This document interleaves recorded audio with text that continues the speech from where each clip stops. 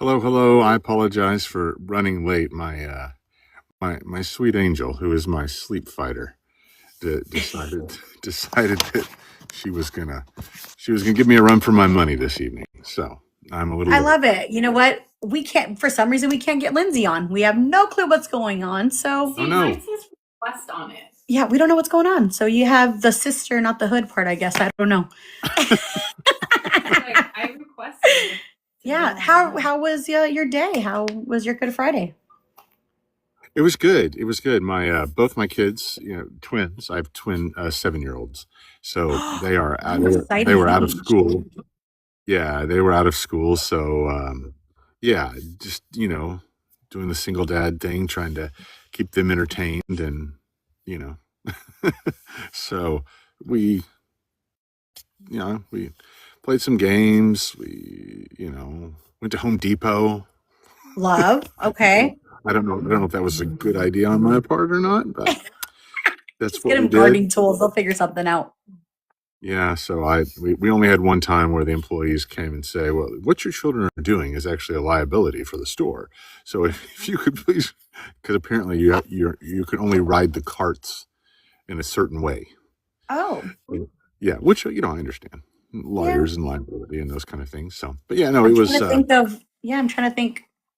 I mean, I let my kids hop in and out of the cart. I mean, I have one, but like when my nieces are with me, but I guess they're being silly. well, But it was those special carts that allow you to like put boards in them. oh, okay.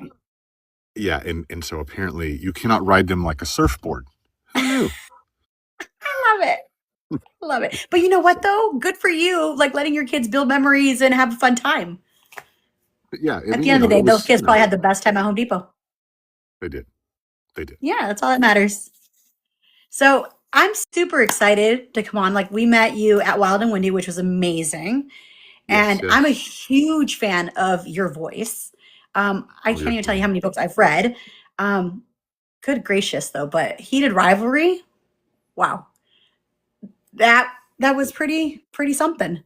I know I actually It- reached out to you a little bit after I read the Valentine's cute little story of Shoot Cupid. And then you were like, yeah, that book was oh yeah, yeah. intense. Cute story. Yeah, yeah. Gosh, I literally needed something to read, just a cute, small something to read while I was getting my nails done. And when I started reading it, I was like, oh, yeah, this is not a quick book to just. Like you said, it was No, intense. It was good. it was. Super. I mean, and fun story about that book is that it was originally cast with a single female and a single male, and the male was going to do all the different male parts. And then, Mhm. really, really late in production, they decided, you know what? Why don't we get two other guys? So there's three men to do it. And so it was a, which I'm glad they did. I think it sounds better because of that. But it was a sort of literally a last minute thing. Like, could you like maybe in the next 2 3 days read all your what are called wild lines when it's just Mhm. like you're not narrating, you're just a character. Mhm. And Lance Greenfield and I both jumped in, and yeah, to make it a little better. I That's hope. awesome. Like I know this is an interview, but I'm such a nerd. Like I legit have questions. Not that I'm interviewing you, but like I have such a Well, no, squirrel fire away. brain. I am I I have to I stay on track. Like I'm so bad. But I I need am to know all the things. I'm at your Like service. So yeah. you're so cute. Thank you. So what made you get into narrating? Like how does one like, oh my gosh, my voice can do something. Like how do you do that? Or did somebody tell you Yeah. you just have a delicious voice? Yeah. So no, I mean, so every narrator has a different journey, and they come from different places, and so every story is unique, and so it's one of my favorite questions to ask my fellow narrators, like, how did this happen? Mm-hmm. Um, so for me, I grew up acting as a kid on the small stage in local community theater. Um, and then as I got, into high school, I really shifted my focus to athletics and academics and ended up getting a number of advanced degrees and becoming a university professor. Oh, I love And that. yeah, and and so and people, here and there would say things to me like, "Oh, you have a nice voice," but I was very much, focused on teaching and research. My area of expertise or focus is the ancient world, the Greco-Roman world, the ancient Greeks and Romans. Oh, I love I that. study ancient philosophy, medicine, religion, kind of a whole host of different things. Learned a lot of languages, but the real tipping point for me was um, my first full time, like I was on, staff at a university teaching job, and on Tuesdays I would go to this little taco shop Okay. for Taco Tuesday, I right? love it. And so when I would get up to the window to pay, Mm-hmm. Hi, there sorry. would be hey, um, there would be a gaggle of young ladies Mm-hmm. there to give me my tacos and to take my money. And I always thought this is the strangest, most poorly run business that I've ever experienced. It does not take this many people to have a simple taco cash exchange. Mm-hmm. And then one day, the woman taking the order on the intercom, and I don't know exactly how it worked. I don't know if she forgot to like take her hand off or pushed it down. I don't know what she did, but it allowed me to hear what she was saying inside. Oh. And I heard her yell, "It's the guy with the voice." Oh. So she was calling like the waitresses and the cooks To and run to the window. yeah. And I I was like, love it. maybe I could do something with this. Yeah. And I had, at that point, I had been out of acting for a really long time. I had I had no agent. Nothing at all. And I thought, it'd be nice to have a little extra money. Who doesn't need a little extra money? Things are Absolutely. expensive in life. Kids, all the things.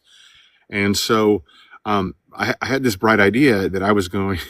So I got on Google and I searched like the 10 hottest sex scenes in literature, right? Okay. So it's all these different people that have pooled them, right? Mm-hmm. And so like I remember one of them was the library scene in the Book Atonement, which was of Okay. course was made into a movie. And I didn't know what I was doing. I mean, in terms of microphone, anything like the booth, the setup. I was clueless. So I just started recording into this really like primitive mic, and I would post these videos on YouTube. Just like maybe somebody would find. I don't know what I really thought I was doing, and then someone came along and said, "Well, you should go to ACX." Mm-hmm. Which is a place where authors, rights holders will go, and they would try to find narrators. It's an interface hosted by Audible, and so I literally started at the very bottom, like working for no pay. It's just like if the book takes off, then we'll share the royalties. Learned engineering, mastering, all the things, and then just kind of slowly, crawled my way up, I guess. That's awesome. That's so What cool. a It that's was, it yeah. was probably longer than what you wanted me to offer, No, but are you that's kidding me? cool. I'm all for it. If I had a pen, I'd be writing this stuff down. Like I'm such a freaking nerd. I'm not kidding you. Like, but no, that's awesome because like I think about it, right? Like Lindsay and I, we own our own business and stuff. And I wonder, I'm like, dude, like how the heck did I go into buying a garage door business? I have no clue what to do with a garage door business. And I get the garage door business and then I find out how to get a contractor's license. So guess what I did? I had to start reading all the contractor's license and all the rules and the laws. And I'm like, well, I guess I'm a registered contractor too, right? Like it's just, you just kind of got to do it. And I'm throwing my hat in the ring. I'm like, okay, you want me to bid on a brand new subdivision? Say less. Like that's what we're going to do. I know Lindsay, what's your thing with how you got thrown into your crazy business? I actually took over a business from a family member and I do hazardous waste transportation. And I See? knew, very little about it. I love chemistry, so that kind of helped. But yeah, I really got thrown into it, learned, on the go. It was crazy, but it's the best thing ever. I love it. I agree. And that's I love yeah, it. I think the world in which we live in now, not to get like philosophical about it, but it requires the ability to constantly pivot. Oh, you know, absolutely. because you never, what you prepared to do, that job may or may not even exist, Hmm. and so you just kind of got to go with it and support your family, take care of yourself, and yeah. Yeah, I totally get it. Like I'm a finance major and then I Mhm. became a teacher because my daughter had a really hard time in kindergarten. She cried all the time.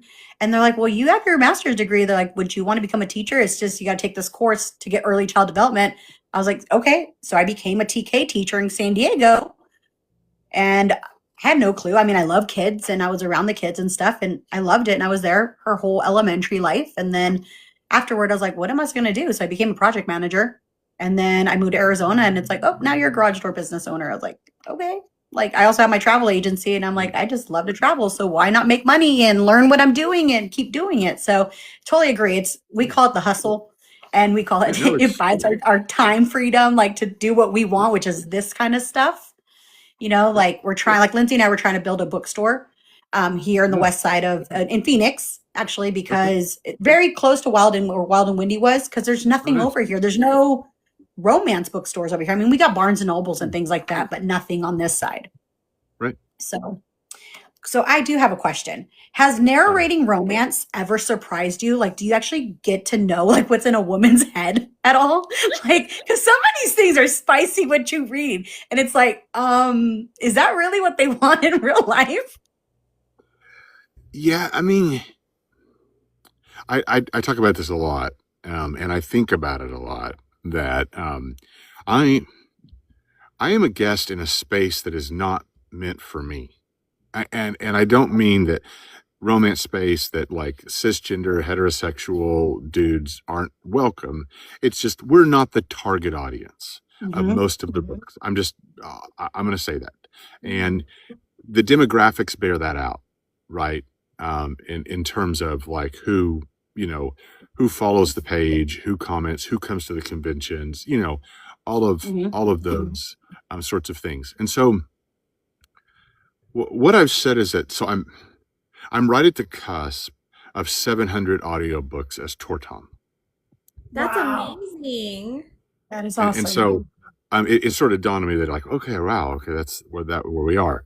But what that has allowed me to do is it's been an invitation into the minds of women who know themselves and know other women writing stories. And it's a curious privileged position that I don't think most men ever understand or Mm-hmm. have the opportunity to. And so I've told a lot of people that I think romance, I think relationships, I think marriages would be different if men spent more time reading romance literature, because it's literally like a roadmap. Um, Absolutely agree. and and again, because and not to be cynical about this, but it's a roadmap in which women who know women and know how to get women to buy stories what they want, right? I mean, Mm-hmm. it's a fail-safe model, right? If I Yeah. write it, I need you to buy it, so I need to write what you want. And so it's just like clearly telegraphing, this is the sort of thing. I have learned a lot that I wouldn't have ever imagined. Um, and how do I say this delicately? Women are a lot kinkier, freakier, and dirtier than I ever imagined. And I And and, then you and add I your voice to it and you screw us up. That's not healthy. what well that's I like I just I if you'd asked me a set of questions before I started all this, I would not have answered them in the way that I would now about like the genders and their sexual imaginations, and their capacity. Um, and again, I don't want to short sell men, but dudes are pretty simple on, Yes. they just Mm-hmm. are. And again, Jock, I've been around lots of guys, lots of different settings, have lots of friends, been in lots of conversations. We are less than vanilla, compared to ladies. So I'm happy to talk about that more. I just that's kind of my broad my broad I'm so here for all my of broad that. assessment. Yeah, because I'm like, oh, we're doing that. Oh, I would never have thought of that. Okay, well, all right. And people want to read that. Oh, they do. Okay. Oh Well, yeah. all right. Yes. Oh yeah. Absolutely. Yeah, I know. I know Lindsay and I, we actually did a podcast on that a couple weeks back where we talked about that, right? Like, why are women falling in love with these morally gray men? And it's almost to live out a fantasy, right? Or to know it's okay, right? Right. Because growing up, you don't talk about stuff like that, right? When it was intimately in your room, that's it. Like to have a strong, dominant man that's like, no, I'm going to take you this way. You're going to do this, this, and that. Like, you don't talk about stuff like that. And that's not something that is, but it sparks something and it's something that you want to do, right? And then there are men that do read these books with their wives, right? Like my husband doesn't read it, but I'm like, hey, I read this. Let's try it. He's like, okay, sure. Like Yeah. Right. very simple. But will my husband ever open a book? No. Yeah, there's a saying I've developed, and I have to you have to let me say the whole thing, but like, so people think all the time women want safe men, and well, this is what I'm going to say: women do not want safe men. Mm-mm. They want safe men for them, Mm-hmm. but men who can and will burn down the world, dismember somebody else, destroy a business, take over a kingdom, whatever it is, but are safe for them. Yeah. And that complicated gender dynamic of expectation is something I did not grasp at all prior to entering into the world of Romance Landia and becoming a narrator. Do you think that perspective has made it easier for you to be with women, or does that question make sense? How does, yeah. Yeah, I mean, he just realized how fucking kinky we were, and now he's like, all right, we're doing this. Yeah. Well, it's disorienting. I mean, I'll say that. Like, I mean, if you wanted to, like, use all the powers for evil or whatever, Yeah. you could, right? Because you've been given the pass keys. Like this is when women are alone and they're talking to each other. This is what they want, and so, but still figuring that out, the real truth, the truth behind the closed doors, right? The truth when girls have girls' night out, or when they're talking in their book clubs or whatever, and the public truth of gender expectations everywhere. It's a weird mix. Do you know what I mean? Because it's that whole, they don't, again, this is so stereotypical, but I think it's true based upon all these books, because there's common, they do not want safe men, right? But they want safe men for them, Right. and there's no way for society to say that out loud. No. Like, and so has it made it easier for me? I don't know. Yeah, I don't know. I don't know. I'm clearly speechless about this. I will say I've learned a lot, and I thought that one day, and I've already kind of started writing this, but it's 10 Things Every Man Should Know: Confessions of a Male Romance Narrator. Oh my! That sounds awesome. That's amazing. Yeah. Yeah, and so I'm not going to tell you the 10, but yeah, it's love kind that of, you're doing that, it's my because WIP. yeah, because men just need a simple, quick, like Cliff Notes. You know what I mean? And if they can have the inside, Yep. view, like my husband, I love my husband. I'll be married 20 years in September. And he is not one to be like, oh, let's try to do this. It's like, I plan everything out, right? And he'll go along with the flow. But if I say, hey, I want to do X, Y, and Z, he's like, okay, sure. Like it doesn't click in their head to just do it. Right. And like I tell Lindsay, it's like growing up, you don't really live out your sexual fantasies, right? It's like, I've been married, I got married at 21. He's my only relationship. And it's like, I didn't know what to do. Right. And then I'm reading books and I'm like, oh, it's okay to do these things. I'm like, okay, sure. Let's do it. Which it's kind of a how-to guide. Right. But then it also helps too, because Lindsay and I, we kind of have all spectrum, like broad Mhm. conversations about things, right? And we talk about how even in our friend group, like women are so into the masculine energy. Like it's so hard for women to step into their femininity because men just aren't men anymore, right? Like they have Well, a that's family and yeah. I mean, and that's the hardest part. And here's the other key to all this. I think. Okay, now you can correct me if I'm wrong, because I certainly don't want to be mansplaining here. But so in my real life, right? I deal with brilliant, intimidating, beyond competent women, right? In business, Mhm. right? Who will slice and dice and logic you 6 ways from Sunday, um, and are masters of their respective crafts, right? Mhm. The thing that I didn't realize, but what seems to be communicated in romance literature, which is often written by women who were former professors or lawyers or whatever, is that there's a switch, right?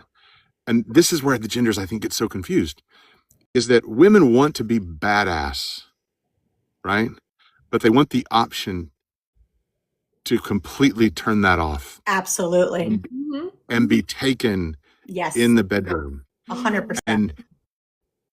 And communicating that to men in a large scale is because Their ego men gets get broken or hurt. They feel like they're not Yeah. men enough. And it's like I tell my Yeah. husband, like I've run, my 3 businesses, including this one. And my daughter gets to and from, she's a super tennis athlete. And it's like, I run the whole household, cook, clean, all that. And by the time he gets home, I need to be turned into like a baby where I want to be taken care of. I want to shut it off. And it's like, sometimes you just don't, right? And it's like, I feel bad for women that are always like having to be like the man, right? And I feel like that's why so many people are reading these books, because they're finding an escape. Yeah. No, I think that's true. It's a man who's safe for them Right. Mhm. and will make them the object of everything that happens. And Mhm. the whole thing is there. Again, these are stereotypes, but they are stereotypes that have profound multi-million-dollar backing by the success of the industry. Oh yeah, absolutely. And the crazy thing is like this whole, like I started reading Twilight, right? That was spicy back in my day. I'm 41 and that was spicy. And I was like, ooh, Mhm. this is kind of cool, right? Like I'm going to read it. And then I jump into 50 Shades of Grey when I'm like, oh, okay, I'm 21 now. I just got married. This stuff can happen. Okay, cool.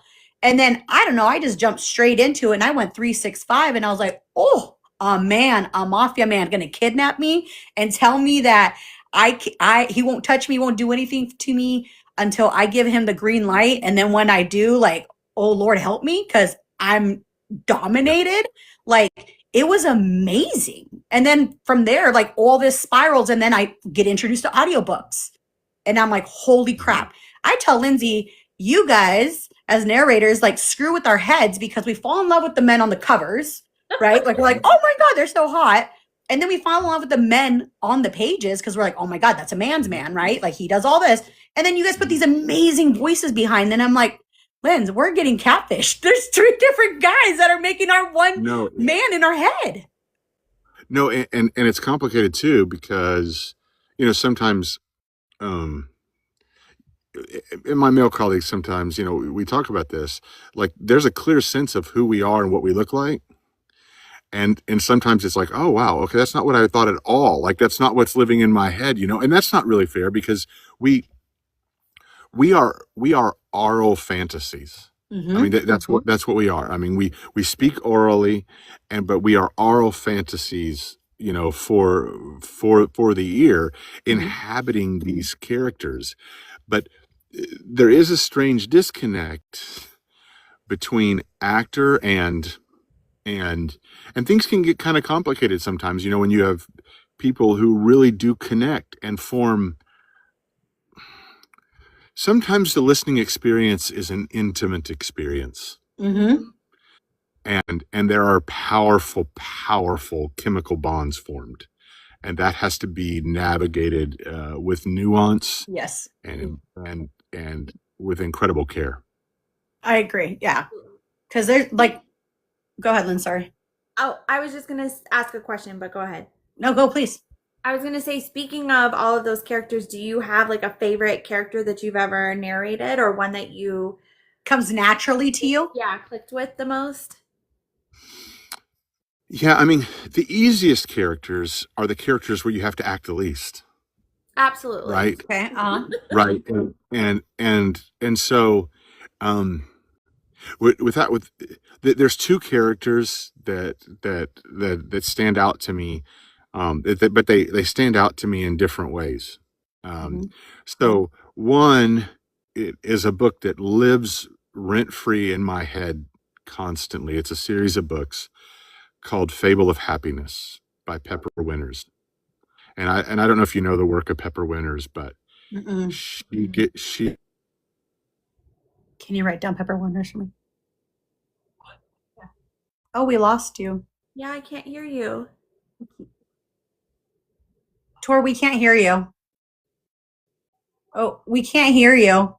Oh, I feel so bad. stories, Oh. not by name, but by the clear structure of how the story is told, involves an elite group of people who do things to children they shouldn't. Okay. And I'll just Mm. and the connection of what's happening globally right now and politically in the United States, Yeah. like I mean, Pepper wrote these books a bit ago, but I mean, that was still in the time when that stuff was kind of in the news, but not as it is now. But there's a male character there who goes through hell, raised literally in this place. Oh gosh. And so there's one time that I have narrated a scene and left the booth and vomited. Oh no. Oh gosh. But now again, it was not gratuitous. Uh-huh. You needed to understand why he was the way he was. Yeah. But and pardon my French, he burns the whole fucking thing to the ground. Oh, I And love it. everybody gets their comeuppance, Okay. like in the sense of unalived, right? Right. But that's that sort of the power of a broken man to seek justice for himself and for others in a very dark world that lives with me, in a powerful way. Another is a book I recently read, which just captivated me, and it's Maggie Cole has written two books. One is called Resisting Blue, and the other is called Chasing Red. And Dr. Red Mercer is a psychiatrist, and he ends up in a stalker situation with a patient, and I mean the book is a mind fuck. But by I can't wait. So that's my next book. I'm actually rereading Maggie Cole's Bride by Initiation right now. So I read Bride by Initiation, Bride by Coordination, and now I'm on Bride by Ritual. And as soon as I'm done with, I saw that you were narrating. I was like, done. That's where I'm going to start on Sunday. Yeah. So my brother's a psychiatrist. My mother is a lifelong psychology prof. And so the psychology and the oddity of human behavior and how stalking happens and why it happens, and along with a whole host of other psychological issues. I mean, Maggie did her work to create very complicated, nuanced, broken characters. But getting to play the psychiatrist, given my own kind of interest in the human mind and the gender dynamics, it was so fun to narrate. But now those are two very different men, right? I mean, very different men, but so much fun. So much fun. There were parts of Pepper Winters that it was a lot, but I was glad to get to verbalize them. Yeah, no, that's amazing that you can actually take a character that's written on a page, right, and bring it to life. And on such a topic like that, right? Like obviously there's got to be some kind of happy ending or some kind of revenge, right? Where he was like, okay, justice was served, whether it was justice on his hands, but it's like at least some kind of justice was given, which is amazing, because there's a lot of times that it doesn't turn out that way for many situations, right? So what an awesome way Yep. for you to bring that character verbally to life. And it's a slow burn because he's in the space where this all happened, almost trapped, like he's on an island, but it's not an island.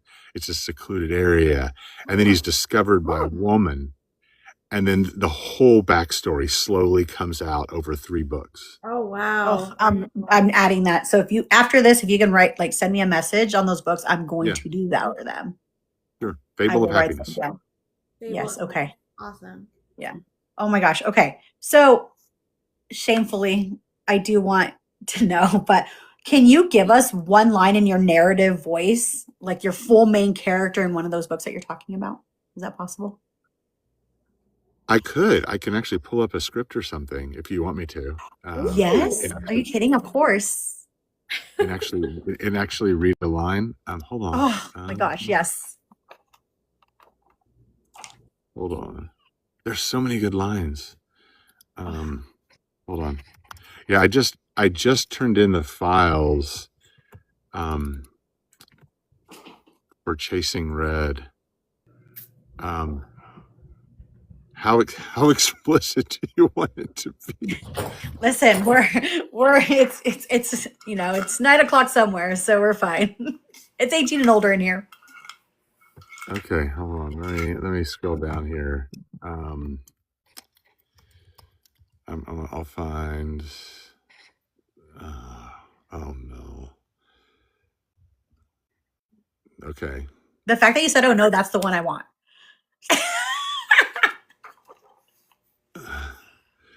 All right. This is about midway through the book. And let me just tell you, this is from Chasing Red. The other one, Resisting Blue. If you can make it through chapter 20 without a fan, kudos to you. I love a good challenge. Yeah. All right, here we go. I glide my palm up the inside of her leg, then flick my fingers against her pussy, taunting. This pretty cunt hasn't been touched in a while. I lean down and deeply inhale. Damn. Okay. So good. I know, it's amazing. I just love that you can just like, and it's crazy because seeing your face, like you literally get into the role. Like you literally are like, okay, Yeah. work mode. Yeah, so when it's scenes like that, every narrator is different, but I put my body in a different physiological place, and so you may have even detected. But so I'm sitting in a chair now. No, I saw you kind of sat up a little bit, and so I actually suspended myself, and so that I'm actually I'm tense, like my body physically is tense. I love that. Okay. And then then it translates directly into the voice, and that's something I just that gotta let you know. Go ahead. Sorry. No. I was just gonna say that's something I've recently learned is ways quietly, and that's the trick. Is quietly to get the body more in line with what you're trying to do, without making noise in the booth that distracts from the recording. So when you read that sentence, our PR person, Claudia's here with us. She literally hopped off the bed and went to go get her water bottle. So nice. It's pretty funny. I would turn the camera around, but she'd be mortified because she doesn't like being on screen. So that's why I was kind of giggling. I was like, oh, yeah, Claudia. You see Claudia's face go, oh, okay. And then she just gets up and gets a drink of water. She's like, I need to find myself a man. I could keep going because this chapter is full. Yeah. So, but we won't do that. We won't do that. Oh, I love it. I'm done, all for it. Like a lot of different accents, or do you have like a favorite accent if it's not your regular voice? Because I heard you did Rivalry and you did Russian, and that was really good. I liked it. So accent work is, I'll just say is the most difficult and perilous thing about being a voice actor, because everyone has a clear sense of what they think somebody from XYZ place sounds like. And so I recently did a book that was set, I kid you not, 15 minutes from where I grew up. And there was another location, and so it was set in Oklahoma, and so they're fixing to do a lot of stuff, and they go here and they do that, and let's come have some fun. Why don't we do that? It's a little twangy, it's whatever. And then they move, and the other primary geographical location in the book is where my cousins lived. This is real world. Like, I know how these people sound. Okay, like I am those people, like my native. And if you hang out long enough, you're talking like that by the time you leave. Perfect. Yeah, and so, but then I've gotten some reviews saying he clearly has never been to Oklahoma, and I'm like, The audacity! I was born in Oklahoma. I lived in Oklahoma until I was 18. Like my family, and I'm just like, I'm dumbfounded, and so. So I just say that it's hard. And so like for instance, a Southern accent. Well, people have all kinds of ideas about what a Southern accent is, but. Oh, we lost him. What is it? I don't know. We can't hear you, hon. Can you hear him? We can't hear you. Russian accent is very difficult because when you speak as though you are from Russia, Russia is very large. It's a huge place. How do you meet all the expectations? You cannot. And so, like, I have a very close personal friend, who served in the Red Army. He's in his mid-50s now. He's an American. He's an American citizen. Served in the Red Army. Lived in Ukraine and Russia, and I know exactly what his accent sounds like. I mean, this is innate, right? And so sometimes I'll do a Russian accent, and people are like, "Oh, that's the worst Russian accent ever."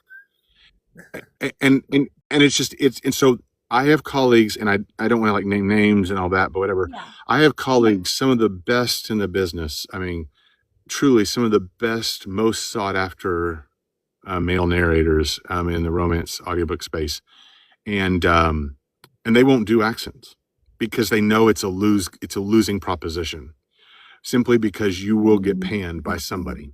Yeah. And so it's just so tricky, to meet those expectations. And if you get it wrong, or if you overdo it, it's tricky.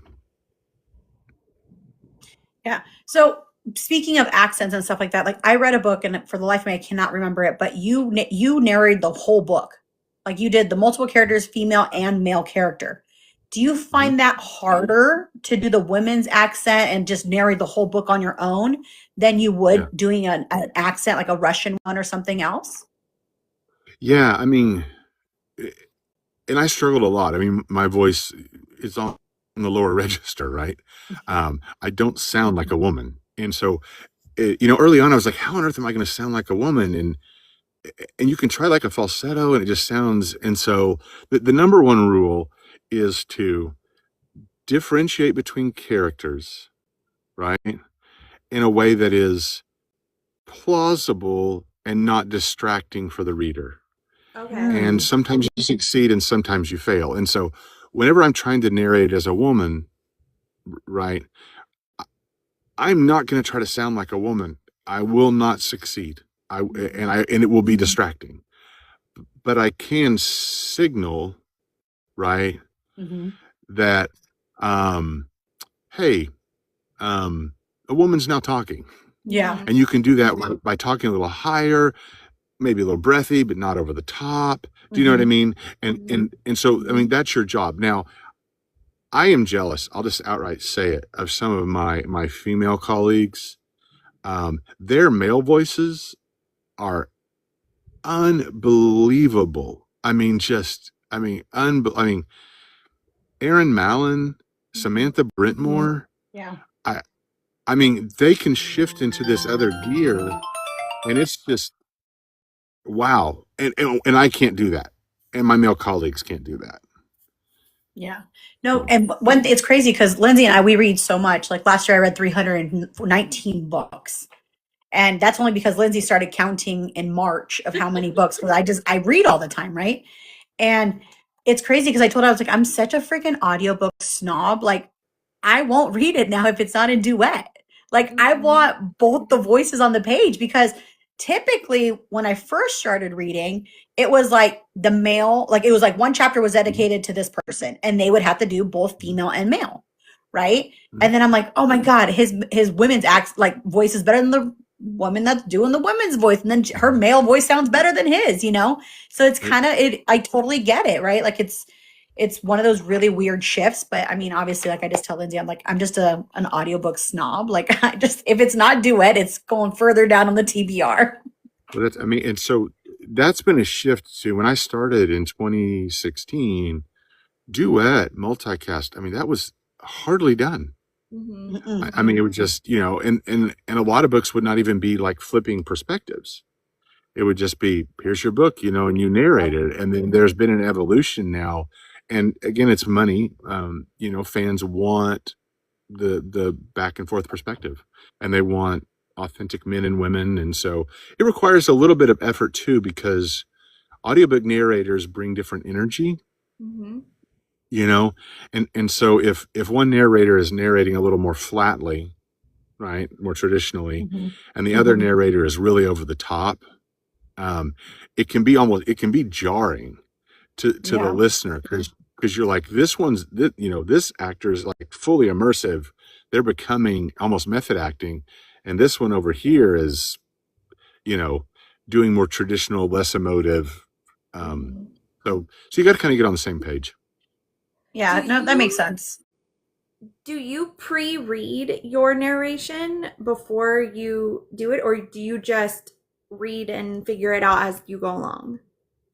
Yeah, so there was actually a huge recent thing that kind of blew up among professional audiobook narrators, because a member of the Audible Hall of Fame, his name's Ray Porter. He does a lot of sci-fi stuff. I mean, he is a genius narrator. They asked him this question, like, tell us about your prep process. And he said, prep? Oh I my read the book. gosh. Like, and like, I mean, he gets lists of words, and like, this is how, the pronunciation of this alien's name, or, whatever. You have that list, but he's like, no, I genuinely lean in and want to feel the emotion and let that come through. And some narrators lost their mind in anger. I mean, furious at him, and the audacity of not preparing and all of that. But what a talent. Yeah, It absolutely. is a talent. And so, I mean, there's that model, which is basically just, come in and let it happen. The other model is to read the manuscript multiple times, provide all kinds of acting notes for yourself all throughout the whole thing, and you mark it up almost like a movie script or like a play you would do. And most people that I know are somewhere in between. And so personally, I do find if I prepare, it has a negative effect. Okay. That the emotion is lost, and so I skim read in preparation, Okay. to get a sense of this is what's going to happen, but I get a sense. Okay, so now they're doing this. Oh, they're fighting. Okay, so they're fighting. I know what's going to kind of happen there, and these are the dynamic. Okay, now they're going to make love, and okay, well now there's a chase scene, or to kind of get a sense of what I'm getting into, so I'm not totally blind. But the subtle nuance, I like to lose myself in the character, right? It comes a little more naturally. Well, as a listener, right? Like you're just like, oh, it's just kind of like that buildup happens with it. Yep. I love that. Okay. So when you're reading a spicy scene, are you feeling it or are you just like in full work mode? Because I Oh mean, wow. Yeah. No, no, that's a good question. I mean, when you first start out, I don't think most people have had the experience of reading this stuff out loud, and so it's like, what is happening? It's almost kind of surreal. Mhm. Mhm. Um, so I'll be careful about how I say some of this. You learn a lot about yourself as a sexual being pretty quickly. Um, Few people have the opportunity to inhabit that many different things, Mhm. right? And to explore this or that, or be this kind of character or that kind of character. Um, and so I always identified as a straight guy, like, I like women, have gay friends, whatever, but I was just a straight guy. And I started reading romance books and I realized, yeah, no, I really am a straight guy. Yeah, there's Yep. really nothing going on. This is not my jam. And and then there's other stuff like, I would have never thought, okay, what's happening here? Like, and you learn a lot about yourself as a Yeah. sexual being. It's crazy because reading Heated Rivalry, right? I Yeah. mean, prologue, like Oh it yeah. was straight to the point, and you don't leave that room until you hate each other on the ice. Really, it Mhm. was either Yeah. you're playing or you're, Yep. and it was Right. like, how do you, I mean, It- even me as a reader, I'm like, what the hell am I reading? I can only imagine you as voicing and reading not only one character, but the other character, and then also being the narrator that kind of fluffs it in the yeah. middle, right? Like that's a lot. Yeah. And, and, and that was such a strange experience for me. Now, what, not a strange experience at the time. Looking back, it's a strange experience because um, the books obviously were made into, I mean, it's this huge thing now, right? Yeah. And at the time they were made, there was no multicast, there was no director, there was none of that stuff. It was just, here's a manuscript, do it. You know what I mean? Um, and that was really before we were being strongly encouraged to be more emotive, and it was more just kind of read the stuff. And so um I would read those books differently now. Really? I oh yeah, for sure. um Very, yeah, very differently. And so it's hard because you know people love the books or hate the books, and it's been a weird comparison, comparing the performance of a single person doing an audiobook 7 years ago with a full-on television show, where the main actors themselves, I don't know if they could vote when the books were written. Like, that's, it's kind of a different shift. Yeah. And so I actually expect, I this is not a spoiler, I don't know anything, I'm just saying what I expect. I expect that when the audio rights are reverted, which will happen at the end of this calendar year in the fall, I expect some sort of full multicast re-recording, probably with the actors themselves. Wow. If it were me, like if I controlled the rights and had all the money they have now, that's what I would do, a fully immersive graphic audio with the stars of the show. Oh yeah, for Because sure. I mean, because it is millions upon millions upon millions of people have now connected with those characters and the voices of the show. Right. And you know, I may be wrong about that. I mean, the finances may prove to be prohibitive, to get those actors in the studio to do it. But that's what I anticipate happening. So my How do daughter's you a huge. Oh, sorry, Linz. How do you feel about a book that you've narrated? I don't know if it's happened to any other ones. I just know this one that you've narrated is now into a full immersive television show. This is the first time You it's helped happened to get it me. there. Yeah, and it's, I mean, other shows have, obviously, I mean, Colleen Hoover's had some stuff made that's been big, but the Heated Rivalry thing has really been, it is next level. I mean, it is, and the fandom behind it is beyond intense. Um, do you know what I mean? Like, they love these young men, Right.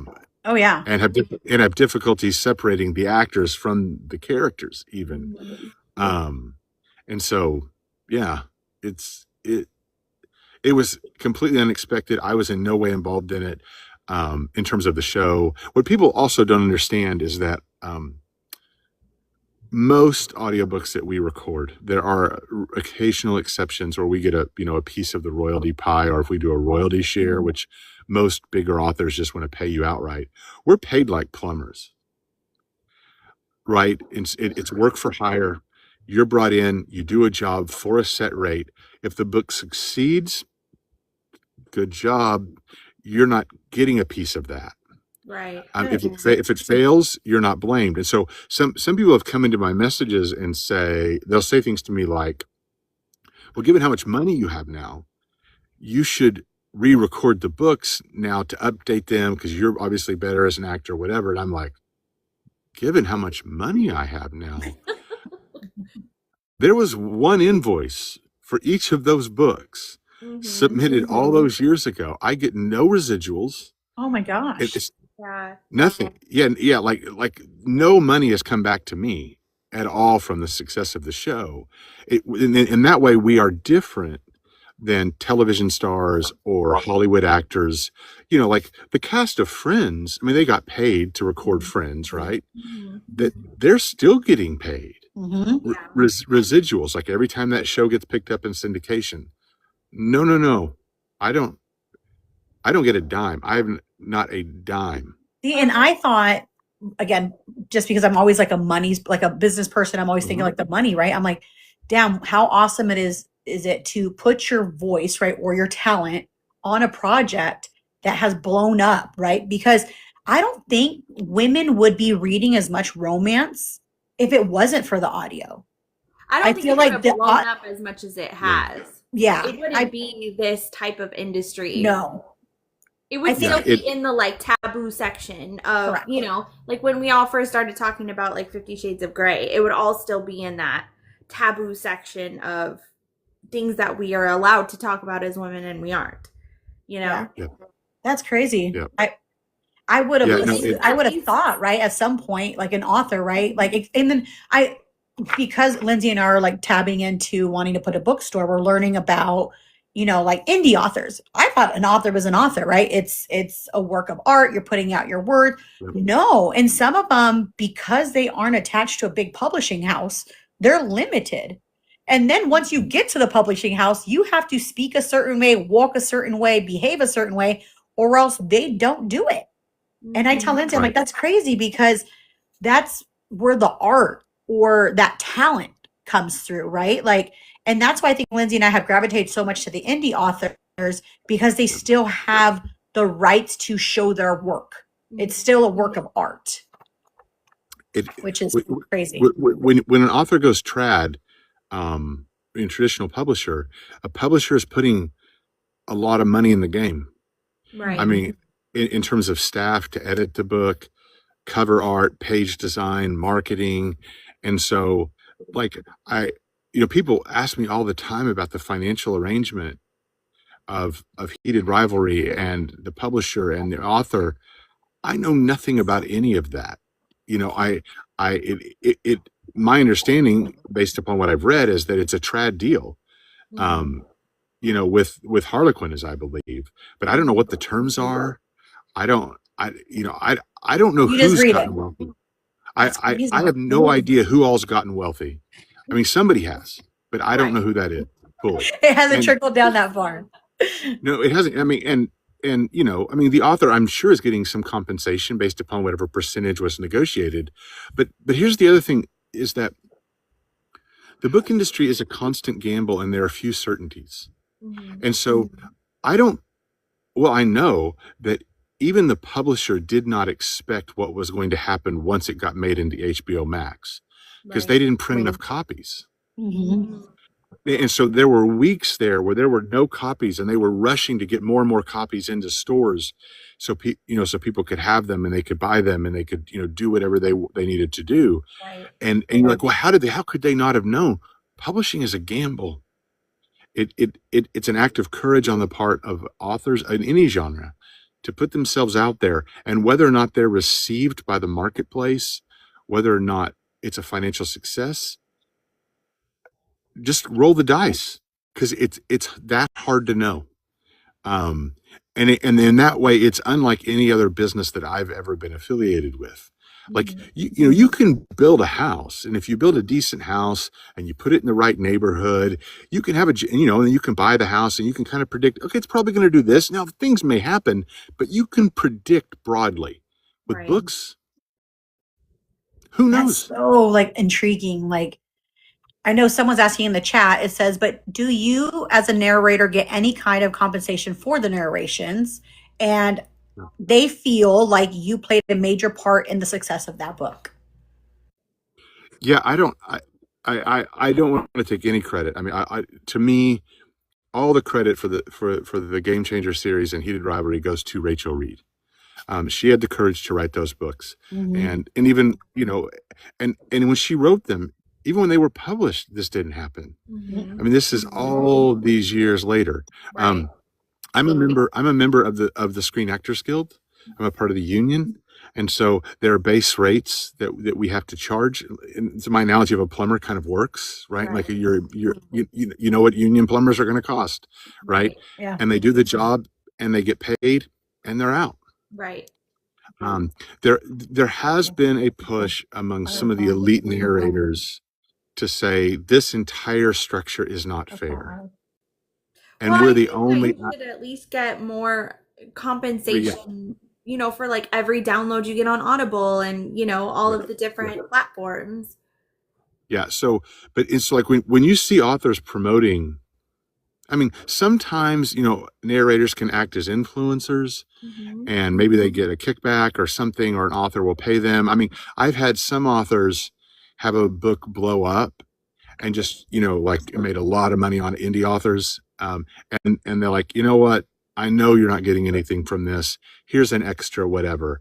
And I just love out of, Yeah. and so all of a sudden you have this amount of money in your Venmo account, which you didn't have. But no, normally it's work for hire. Yeah. It's crazy. You do the job. And so, I mean, my position is that the more I help authors, the more they're going to want to work with me. And so I do a lot of stuff uncompensated. So like, Wow. so like even conventions, and this is what people don't realize, is that so it costs money to go to a convention, right? So airfare, hotel, there's usually a table fee. Authors usually can recover their costs and make money because they're selling something. I have nothing to sell. I'm just there, right? And so the whole thing is a loss leader. Now there are some conventions that see that, and so for example, the good folks over at Wild, Wendy and that enterprise, we've sort of developed a collaborative relationship, and they understand like Tor's just eating all this cost. Yeah. And so I do things for them, like I'll MC, right? Yeah, like I'll right. And so and then there can sort of be an exchange where that I have to pay less to be on the floor. Okay. But I mean, I'm there to represent authors and to say, hey. Well, if I'm all as honest as possible, I told Lindsay, I was like, because the cost is expensive, even us as just going, right?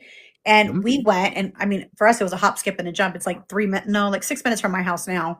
And I told Lindsay, I'm like, oh, because there's so many authors that dropped out of the event. I'm like, oh my gosh, why are we even going? Like that's crap. And to be honest, we are going for Chantel Tessier because the chaotic book was coming out and we wanted the deluxe edition. And then I told Lindsay, I'm like, who's even the MC? And we really didn't see much for a while. And then we're like, oh my God, we're like, Tor's going. I was like, that's it. We got to go. Who cares? Like, we're just going to go. And we literally like fangirled. We saw you. We're like, do we just go? Do we not? And then we saw that girl that was with you, the really tall girl. We're like, can we like just tell him like we really just want a picture with him? Like, how do we do this? Like, we were so fangirling. We're like, and then we went into your panel and we hear your voice and we're like, that's not the voice we want. That's his normal voice. We want the character's voice. Yeah, But no, well, you that's, asked I mean, the most amazing questions in that panel. Did Yes. you all those questions? Yeah. Yeah, I mean, though those questions were a combination of three things. They're sort of a standard pool, that they have, like, okay, if this is a small town romance panel, these are the questions. If it's a why choose, these are the questions. And then I always try to reach out to the authors before a panel and say, is there anything that you really think should be asked that never gets asked? And inevitably, there are one or two questions that come out of that. And then I try to come up with one or two myself, just like, okay, this would be a good question. And then I always throw a zinger in there that they don't know is coming, because it kind of keeps things lively. Right, Yeah, absolutely. I loved it. I told Linz, I was like, you know what? We've sat in a bunch of panels. I was like, oh my gosh, Tor really like asks questions that we all think, but no one ever asks. Right. And we never, it's not like we have the permission to be an MC, or if we do ask questions, like, I don't know, we get like microphone shy and we don't ask it. We're like, oh, people are going to think we're weird. So I love that. I love that you had a completely different approach when it came to a panel, because as readers and people that are consuming these books, like freaking it's sliced bread, like it's nice to see. And then you also get to see the person, right? Not just the author that's on top of, up there just answering basic questions like, oh, how'd you start? Who is this? Who's your favorite? Like, obviously we know we read the daggone book. Yeah. I don't know. Yeah. No, I enjoyed it. Okay. It was a lot. Yeah, no, it was awesome. I loved it. But it's kind of weird. I mean, again, me thinking of like the business aspect of it, I'm like, I feel bad. Like there should be some kind of union or something for you guys. Well, no, Like- we have a union, and the union protects us by saying, okay, you're not going to cut the narrators in on the royalties, but you're going to have to pay them at least this. And so some people are like, wow, it's union. I mean, narrators are super expensive, right? And that's and there's this P cut out. like what it is happening with the cost and everything, and that they want to make sure that we get paid and we have a livable wage. So hold on one second. For some reason my messages are blowing up. Not here, but from a family member. Can I just flip over to make sure like the world is not, like, on fire or absolutely. something? Oh, this is so fun, though. It is so fun. Toya, I agree. He is one of my absolute Yes. favorites. Like, as you heard, like I fangirled when we saw him. He's probably one of the narrators I've read most books of. Like he's narrated more of the books that I've read. Oh, sorry. I was just saying that you're probably the one narrator that I've read more books by you than any other male narrator. Like I'm a huge fan. You're very kind, and I appreciate that. I really No, do. I appreciate your voice and allowing me to listen while I work. Lindsay calls me weird because I have to have, in college, I took this class where it was teaching you how to use your full brain capacity, right? Where if you're focused on one task, you want to have something else so that your left part of your brain or your right side is focusing on something as well. So I just got in the habit. I just always have had something in my ear, whether it was music or something. And then when I got into audiobooks, I can listen to a full-blown audiobook while I'm focusing on work. And it makes me feel more productive. Lindsay, on the other hand, doesn't have that. My brain just tunes out the whole audiobook and I'm like, wait, what happened? He's got 4 kids though. I got 1. So it's a little easier. You're locked in. Yeah. Hold on, sorry. I just He's next to me while Avalon the Eller. Hey, you were at Wild and Windy. That's amazing. Yeah. all right, here I am. I'm back now. Okay. Yeah. Everything okay though? Yeah. So I have an older son who is an elite long jump champion. I think And I so saw that on your post. That's amazing. Yeah. So he he's competing tonight. He's already signed an agreement he has a full ride to attend the university as a long jump, but is recovering from an injury. Congratulations. And so he's at a multi-state meet. And so having recovered from an injury and all of that. And so as we're sitting here talking, like all of my family is like chiming in, and I'm like, okay, is he hurt? Like, is my boy okay? Like, is my boy okay? and so he's okay. And so I'll figure out the results of that when we're finished here and what he did. So I love that. Yeah, That's so amazing, but you have though. one in high school and then 7-year-olds. That's a big age gap. it is. That's hard. That's starting over. Yep. Mhm. It is. And twins. Oh, Yeah. Yeah, Yeah. 7-year-old twins. They're a lot of fun. They're boy-girl twins. Oh And my they God. and they could not be more boy and more girl. wow. Yeah. So, okay, just because we're talking about kids, when you read to your kids, do you ever get into that like narrative voice, like narrate the characters for them? Do they think I like that's super I have a cool? lot of fun with voices. I was doing a character recently, and it was like it was a guy who was a little more heavy set, and he was a smoker. Mhm. And I tried to convince my daughter that that's what the Tooth Fairy actually sounded like. So I'm gonna come in. I'm gonna put some money into there for you. I don't know if you like it or not. And she's like, Dad, doesn't sound like that. I'm like, you don't know. You don't know. Your It child has a is big- never going to want to lose a tooth. ever. I love It that. has a big gut and smoking, and then like what I'm like, no, yeah, I love that. Oh my gosh, how fun. yeah. So, I know. okay. I have a lot of fun, and if my son acts up, I'll sometimes do not make my Russian friend come. Nobody likes the Russian. This will not be good for you. There will be no more you if you come. That's it. He's No done. more. He's done. Yeah. So do your son's friends know you narrate these kind of books? Like the older one? No. My son argues with people, and he likes to tell them that Dad is famous and people pay him to talk, and his friends think he's a liar. Oh my It's kind of funny. gosh. Well, I mean, they're Yeah, probably at the age and where they then- shouldn't be reading these things, but Right. Yeah, no, they should not. I did recently have an experience though. the kids' moms know who you are. No, I mean, so You would be I my have to- favorite parent at the PTA meeting. Are you kidding me? Like I would have you Well, so- just come so to every meeting. my kids principal figured it out in the last couple of weeks, Oh, and because I went to the office to sign something, and I said, have a great day, ladies. I hope your day goes well. And I did the narrator voice thing, and she looked at me, and I went, "You're a listener," and she went, "You're I him." love it. And I went, Yep. like I was going, and then and then she looks at me differently now, and I don't know if that's a good or bad thing, but Oh, it's a good thing. Don't worry. Like now she puts a face to a voice, which is Yeah. amazing. That's I I love I did have a similar experience with a cashier who could not check me out at the grocery store because she realized she had looked me up because she's a Heated Rivalry fan. And she had looked me up, and then she looked up and she went, "No." And I went, "What? You're the Heated Rivalry guy." She turned bright red and left. oh my gosh, no way. And I didn't want to ask, okay, because like I said, some listeners have, and I mean this in the most delicate, sincere ways I can say this, intimate relationships Mhm. with the voice and the characters. Mhm. And when you're confronted with the reality of that, it can be disorienting. Mhm. So I also had somebody at Walgreens have a similar thing happen to me. Oh But my god, I love that though. How Yeah. funny. For- I Do mean, you for feel the most famous, part- though?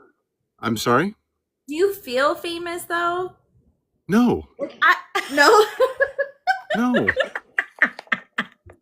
No, not at all. I'm just a kid from Oklahoma who was a nerd and learned a bunch of languages, and for some reason sound exactly like my father. So that's the thing. I've worked really hard in my life to learn and acquire lots of skills and do things. My voice is not one of them. it just came naturally. Right? It's just, and I'm not upset about it. It's just I sound like my father, and just okay. Thanks, Dad. Yeah, right. I don't look. I Sometimes don't life look. I feel like I got a look side anything- hustle because my dad thinks. Yeah, I don't look anything like him. Like there are pictures on my Facebook of him We look nothing alike, but we sound like carbon copies. Oh wow. Crazy. Yeah. That's so funny. I love that. Okay. We don't want to take up much more time of you. I You're good. appreciate you were on here. Which character have you voiced that you think our book club would absolutely fall in love with? Oh. I mean, so I love all the characters that I have the opportunity, you know, to voice. And as I tell authors all the time, writing is a courageous act because you're inventing worlds in your head, and you're putting them on paper, and you're subjecting yourself and those characters to critique. And so it's always really, really hard for me to say, oh, listen to this one, listen to that one. What I would say is I had the time of my life reading Dr. Red Mercer for Maggie Cole. Okay. Okay. He connected with me in so many ways, and I lost myself in the narration. The time just flew by. Oh, I love that. That's Okay. awesome. I'm excited. Okay. I'm going to start that. That's my Easter present to myself. I'm going to start And reading again, it. it's not to say that other, like, Zoe Blake's Russian mafia guys, I love to get to channel my good friend Sasha, Mhm. but like something about the psychology of it and the whole like doctor patient and the taboo and the flipping of the stalking. And I was just in it, That's you so know? cool. Yeah. You've said everything we love, like stalker, psycho, Yeah. sexy. Like that's right up both of our alleys. Mhm. But yeah, no, oh my gosh, this has been so much fun. Like I thank you so my much pleasure. for taking time out of your day. Like Thank you literally for listening. like having this with you, like just having you on our pod or on our TikTok has been like for me a bucket list. Just like I said, I'm such a nerd and I'm like such like a fan of yours. Like I've read so many of your books, and the fact that you just took time out of your day and then I mean just spending it with us, like it means the world to us. Thank you so much. Absolutely. No, thank you for having me. And again, I apologize I'm a little late. My angel, she's my sleep fighter. So we finally got her to sleep though, and so I'm glad we could make this work. So Yeah, thank before we you. let you go, one thing that Lindsay and I always do is what's living rent free in your life? Like what books or are you reading any books? Do you read when you're narrating? Like, or is that confusing? Like read other books? Yeah, like something just for yourself to read. Yeah, I mean, so I'm a nerd. I mean, and so if I'm reading outside of this, I'm reading something usually about evolution and the origins of humanity. And Okay. and so like Sapiens, I am one of the most fascinating things to me, and don't get me started on this, was in the last 10 years, they've been able to map the Neanderthal genome. Mm-hmm. And you probably have read that Neanderthals didn't die out. Mm-hmm. They got mated in. And Mm-hmm. so people with Northern European roots have a percentage of them that is Neanderthal. And there's even been recent work done. It was just published. I put it on my Facebook page because it's hilarious. Because they've been trying to figure out, okay, so we know Homo sapiens, like modern humans, basically what we always thought we were, Mm-hmm. and Neanderthals were interbreeding. Well, who was doing who? Yeah, Right? yeah. Right. And the very latest research says it was Neanderthal men and human women. Whoa. Which I thought, okay, now this Yeah. may, like, is this unlocking some things going on? Like and how much of it was by choice? And like, were these like, and there's lots of questions we don't know. Were the Neanderthals capturing, kidnapping human women? Were human women sneaking out to be with them? Like how? Like this It's whole probably world all of the questions above. Let's be honest. We've read something like that in any of the books that we're reading. Yeah. So it's But I mean, possible. the joke, of course, is like this may explain a lot about Mhm. like the weird tension between like the nice guy and then the he can Yeah. do that too. Like, is there something I don't know, but like so yeah. Reading *Sapiens*, I've been obsessed there was recently a really good documentary done by PBS about human origins. Okay. Like tracing it all and explaining it in a kind of an accessible way. And the research is always evolving. So anyway, yeah, I'm a total nerd. Sorry. No, are you kidding me? I love it. I geek out to everything too. Like Lindsay says, I go off the deep end. Like I'll read a book and I'll make like literally like brainstorm bubbles of like, how is this person connected? Why are they all mindly like fucked up in the head? Like what's going on? Who did what to what? Like I need to know all of it.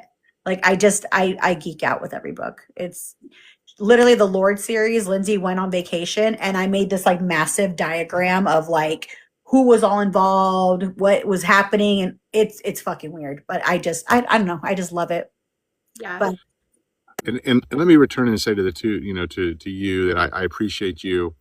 I appreciate your devotion to the community and your role in the wild and woolly world that is Romancelandia. And so I appreciate you and the invitation to be here. And it's been an honor to be here and chat with you. thank you so much. Thank you. It's amazing. I love it. I'm like, I don't know what else to say. Literally, I had to write everything down because I would have been like, blah, blah, blah, blah, blah.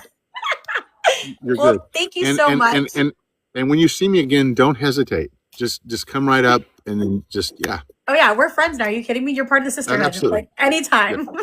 I think we're actually possibly going to Wild and Windy Vegas, or are we going to New Orleans? I think I'm trying to go to both. Yeah, I know. I'm going to be at both. Sure. Okay. Well, Okay. good to see you. Awesome. I'll be like, yeah, we're Yeah. friends. Have a wonderful night. Thank you so, too. so much. We appreciate you. Thanks, everybody. You will. Bye, Take care of guys. yourself. And I'll see you Bye. soon. Okay. Bye-bye. Thanks, son. Bye-bye.